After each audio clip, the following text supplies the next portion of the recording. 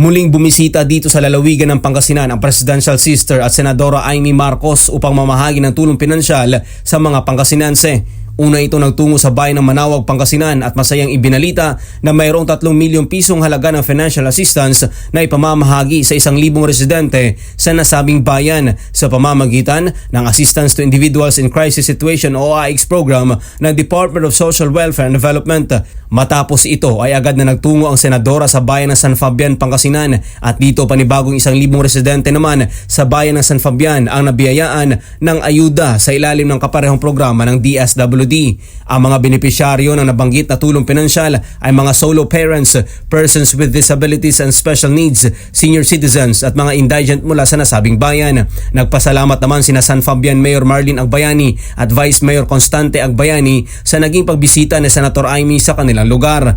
God bless you, ma'am. Sana po ang Diyos na lang po yung bahalang magbalik ng siksik, liglig at umaapaw na blessing para po sa ating senadora. Ako'y nagpapasalamat sa ating senador. Masipag na senator dahil napakaraming tulong ang binigay na sa aming bayang San Fabian. Ngayon, nagbigay na naman ng 3 milyon para sa mahihirap. Kaya ako, senadora, maraming salamat sa inyo. Matatandaan na bago pa man ito ay napuntahan na ni Senator Amy Marcos ang ilang bayan at syudad dito sa Pangasinan kasabay ng kanyang kaarawan nitong nakaraang buwan kung saan namahagi rin ito ng tulong pinansyal sa San Carlos City, Bayambang, Alamino City, Binalonan at Dagupan City.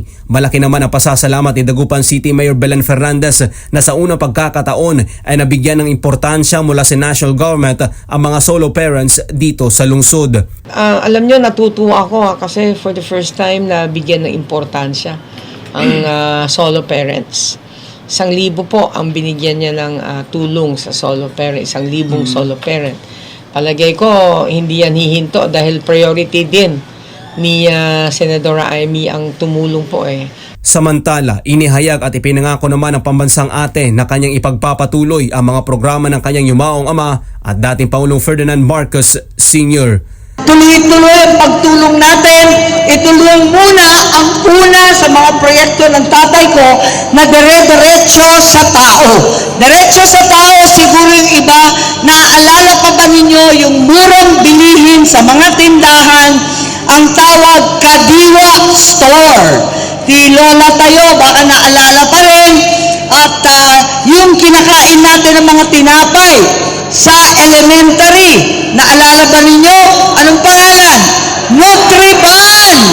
Ibalik natin ang Subliti project ni tatang ko direktamente natulong sa tao.